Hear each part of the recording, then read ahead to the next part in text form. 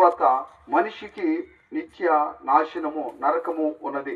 కాబట్టి యేసుక్రీస్తు ప్రభు లోకాన్ని ప్రేమించి ఆయన ఈ భూలోకములో జన్మించి పరిశుద్ధుడిగా జీవించి మానవుని పాపముల కొరకు తన శరీరంలో శిక్షను అనుభవించాడు.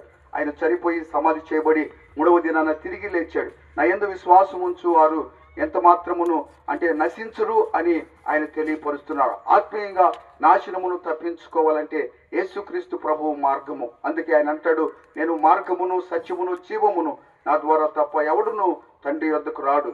కాబట్టి యేసుక్రీస్తునందు విశ్వాసం ఉంచితే నీవును నీ ఇంటి వారును రక్షింపబడతారు. అంత మాత్రమే కాదు, యేసుక్రీస్తు ప్రభు దగ్గరికి మనం వచ్చినప్పుడు మనము పాపులమని మనకు అర్థమవుతుంది. ఆయన ఒకడు పరిశుద్ధుడు, అంటే పాపులలో చేరక ప్రత్యేకంగా ఉన్నటువంటి వాడు. ఆయన అంటాడు, నాలో పాపం ఉందని మీలో ఎవరైనా ఆ నేరస్థాపన చేయగలరా?